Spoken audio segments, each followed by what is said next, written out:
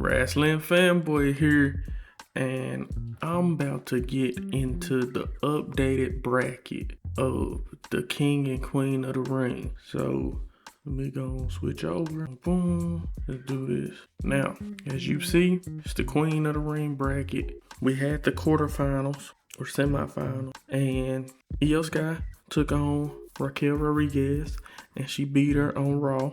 On SmackDown, we're going to have Liv Morgan, the WWE World Heavyweight Champion, take on Charlotte Flair. Now, it's multiple possibilities. The reason I say that is because if Charlotte Flair beats Liv Morgan, she don't even have to win the tournament, if we being honest. To me, that would put her in the title picture against Liv Morgan. But if she was to beat Liv, then go off to the finals, and then she win, then it's clear cut. She's gonna challenge Liv Morgan. But also you have to think Charlotte Flair has beat Rhea Ripley before. So her going against either one of them, she has a chance of winning. You can say that about Io Sky. Let's say Liv Morgan beats Charlotte Flair, which I believe she will, and she goes to the finals to take on Io Sky. If Io Sky beats Liv Morgan, then why wouldn't she challenge Liv Morgan at SummerSlam? Because she has a victory over her. So that's that possibility. Look at the possibility of if Liv Morgan beats Io Sky, then she, I'm gonna say clean swept the competition. She is a champion. I guess she can pick her, opponent at SummerSlam, or she could potentially take on Rhea Ripley, and they have a rivalry, storied, heated, bitter, friends to foe.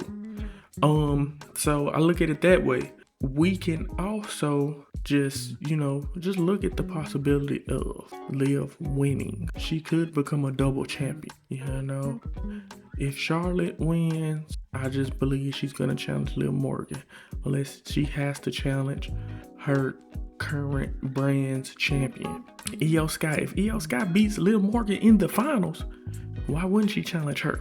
But y'all all know, I believe Io Sky will win. I believe Io Sky will be the Queen of the Ring. Now let me go to the men. You see it, Obafemi. He's in the finals. He's waiting to see who is going to challenge him in the finals between Jey Uso and Javon Evans. And Oba, after his win, he made a promo. He said, "Brock, you didn't take me now, which I thought you would, but you have to come get your get back eventually." And so, is it gonna be a Night of Champions? I believe it probably will, because why would they have Obafemi win, and Night of Champions becoming the King of the Ring to go on to challenge Roman Reigns just to have Brock interfere? If that was to happen, people would be upset, because we want Oba versus Roman straight up. No interferences. Even though, when the bloodline is involved, it might be interferences anyway. But that's neither here nor there. Now, Oba is up against Javon or Jey Uso. And I believe we potentially could get Javon versus Roman. I really do. I think we could get Javon versus Roman at SummerSlam. Reason being is because Jey Uso is in this rivalry with LA Knight, who he beefing with the whole bloodline. Oba, he's still linked to Brock Lesnar.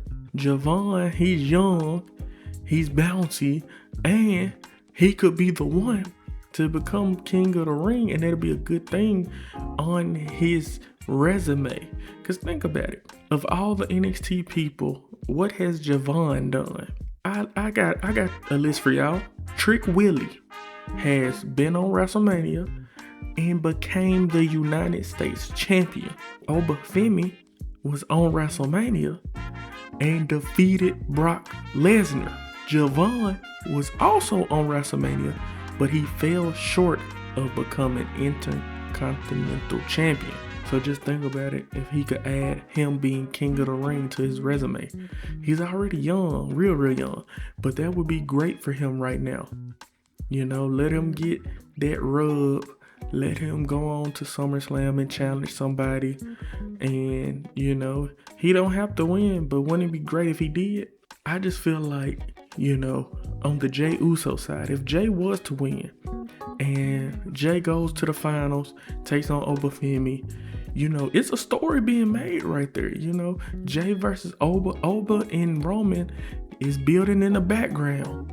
So, you know, Jey and Oba is like a stepping stone to Oba versus Roman.